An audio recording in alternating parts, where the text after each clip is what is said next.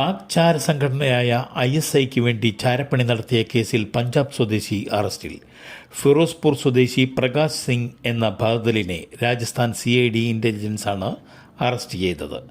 രാജസ്ഥാൻ, പഞ്ചാബ്, ഗുജറാത്ത് എന്നീ അതിർത്തി സംസ്ഥാനങ്ങളിൽ നിന്ന് ഇന്ത്യൻ സൈന്യത്തെക്കുറിച്ചുള്ള രഹസ്യ വിവരങ്ങൾ സമൂഹമാധ്യമ പ്ലാറ്റ്ഫോമിലൂടെ ISI ഏജന്റുമാർക്ക് ഇയാൾ അയച്ചു കൊടുത്തതായി പോലീസ് കണ്ടെത്തി. ഛത്തീസ്ഗഡിൽ 12 മാവോയിസ്റ്റുകളെ വധിച്ചു. 3 ജവാന്മാർക്ക് വീരമൃത്യു. ബീജാപൂരിലാണ് ഏറ്റുമുട്ടൽ നടന്നത്. മാവോയിസ്റ്റുകളെ ഇന്ത്യയിൽ നിന്നും ഇല്ലാതാക്കുന്നതിൻ്റെ ഭാഗമായാണ് മാവോയിസ്റ്റുകളെ ഉന്മൂലനം ചെയ്യുന്നത്. ബലാത്സംഗ കേസിൽ പ്രതിയായ രാഹുൽ മാങ്കൂട്ടത്തിൽ MLAയുടെ മുൻകൂർ ജാമ്യാപേക്ഷ വിധി പറയാൻ മാറ്റി. തിരുവനന്തപുരം സെഷൻ കോടതിയിൽ മുൻകൂർ ജാമ്യാപേക്ഷ പരിഗണിച്ചത് അറസ്റ്റ് തടയണമെന്ന പ്രതിഭാഗത്തിൻ്റെ ആവശ്യം തള്ളി. ജാമ്യം അനുവദിക്കുന്ന പക്ഷം പരാതിക്കാരിയെ ഭീഷണിപ്പെടുത്താനും തെളിവുകൾ നശിപ്പിക്കാനും സാധ്യതയുണ്ടെന്ന് പ്രോസിക്യൂഷൻ വാദിച്ചു. അടച്ചിട്ട കോടതി മുറിയിൽ 1.5 മണിക്കൂറാണ് വാദം നടന്നത്. രാഹുൽ ഭീഷണിപ്പെടുത്തുന്ന ഓഡിയോയും ചാറ്റുകളുമെല്ലാം കോടതിയിൽ ഹാജരാക്കി. പരാതിക്കാരിയുമായി തനിക്ക് ദീർഘകാലമായി സൗഹൃദമുണ്ടെന്നും പക്ഷേ യുവതി പറയുന്നത് പോലെ ബലാത്സംഗം ചെയ്തിട്ടില്ലെന്നുമായിരുന്നു രാഹുലിൻ്റെ ഹർജിയിലെ പ്രധാന വാദം. അന്വേഷണവുമായി സഹകരിക്കുമെന്നും ഹർജിയിൽ വ്യക്തമാക്കിയിരുന്നു. പരസ്പര സമ്മതത്തോടെയായിരുന്നു ലൈംഗിക ബന്ധമെന്ന കേസിന് പിന്നിൽ BJP CPM ഗൂഢാലോചനയാണെന്നും പ്രതിഭാഗം അഭിഭാഷകൻ വാദിച്ചു.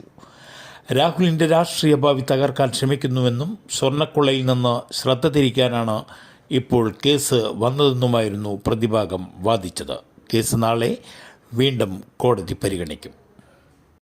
തദ്ദേശ സ്ഥാപനങ്ങളിലേക്കുള്ള തിരഞ്ഞെടുപ്പിൻ്റെ പ്രചാരണം ഊർജിതമായ സാഹചര്യത്തിൽ സമൂഹമാധ്യമങ്ങളിലൂടെയുള്ള റീൽസുകളും മറ്റു ഉള്ളടക്കവും നിരീക്ഷിക്കുന്നത് കർശനമാക്കാൻ സംസ്ഥാന തെരഞ്ഞെടുപ്പ് കമ്മീഷണർ A. ഷാജഹാൻ നിർദ്ദേശിച്ചു. സ്ഥാനാർത്ഥികളും രാഷ്ട്രീയ പാർട്ടികളും സംഘടനകളും അവരുടെ സോഷ്യൽ മീഡിയ പേജുകളിൽ നൽകുന്ന റീൽസുകളും വാട്സപ്പ് ഗ്രൂപ്പുകളിലെ ഉള്ളടക്കവും ചർച്ചകളും നിരീക്ഷിക്കാൻ പോലീസ് സൈബർ വിഭാഗത്തിന് നിർദ്ദേശം നൽകിയിട്ടുണ്ട്.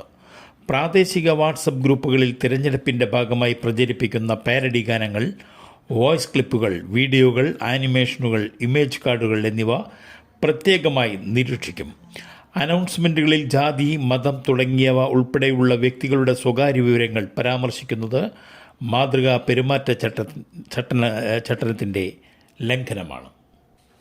സ്കൂൾ വിദ്യാർത്ഥിയുടെ ബാഗിൽ നിന്നും വെടിയുണ്ടകൾ കണ്ടെത്തി. ആലപ്പുഴ കാർത്തികപ്പള്ളിയിലെ 8th സ്കൂളിലെ വിദ്യാർത്ഥിയുടെ സ്കൂൾ ബാഗ് പരിശോധിച്ചപ്പോഴാണ് 2 വെടിയുണ്ടകൾ കണ്ടെത്തിയത്. കൈത്തോക്കിൽ ഉപയോഗിക്കുന്ന വെടിയുണ്ടകളാണിത്. ട്യൂഷന് പോയപ്പോൾ തൊട്ടപ്പുറത്ത് പറമ്പിൽ നിന്ന് കിട്ടിയതാണെന്നാണ് കുട്ടിയുടെ മൊഴി. പോലീസ് അന്വേഷണം ആരംഭിച്ചു. വെടിയുണ്ടകൾ വിദഗ്ധ പരിശോധനയ്ക്ക് അയക്കും. സംസ്ഥാനത്ത് അതിശക്തമായ മഴയ്ക്ക് സാധ്യത. ഇടുക്കി ജില്ലയിൽ ഓറഞ്ച് അലർട്ട് പ്രഖ്യാപിച്ചു. തിരുവനന്തപുരം, കൊല്ലം, പത്തനംതിട്ട, ആലപ്പുഴ, കോട്ടയം, എറണാകുളം, തൃശൂർ, പാലക്കാട് ജില്ലകളിൽ യെല്ലോ അലർട്ട് പ്രഖ്യാപിച്ചു. നാളെ 3 ജില്ലകളിൽ യെല്ലോ അലർട്ട് പ്രഖ്യാപിച്ചിട്ടുണ്ട്. തൃശൂർ, മലപ്പുറം, വയനാട് ജില്ലകളിലാണ് യെല്ലോ മുന്നറിയിപ്പ്.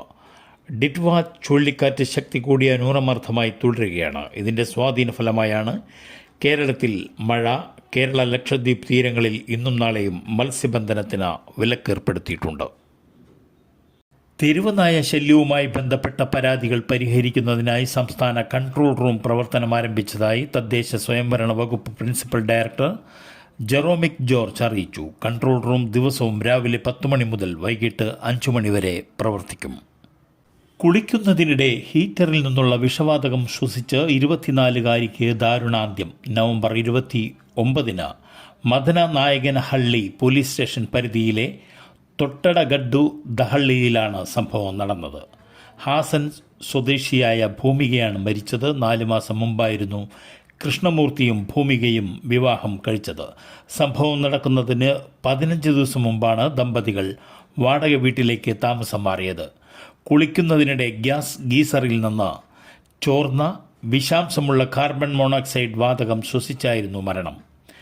പീനിയയിലെ ഒരു സ്വകാര്യ സ്ഥാപനത്തിൽ ജീവനക്കാരനാണ് ഭൂമികയുടെ ഭർത്താവ്.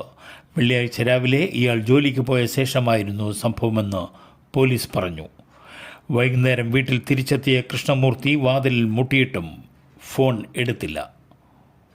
ക്രിസ്മസ് പുതുവത്സരാഘോഷങ്ങൾ പ്രമാണിച്ച് ഡിസംബറിലെ ക്ഷേമ പെൻഷൻ ഈ മാസം 15 മുതൽ വിതരണം ആരംഭിക്കും. സാമൂഹ്യ സുരക്ഷാ ക്ഷേമനിധി പെൻഷൻ ഗുണഭോക്താക്കൾക്ക് വർദ്ധിപ്പിച്ച തുകയായ 2000 രൂപ വീതമാണ് ലഭിക്കുക. ഇതിനായി 1045 കോടി രൂപ ധനകാര്യമന്ത്രി KN ബാലഗോപാൽ അനുവദിച്ചു.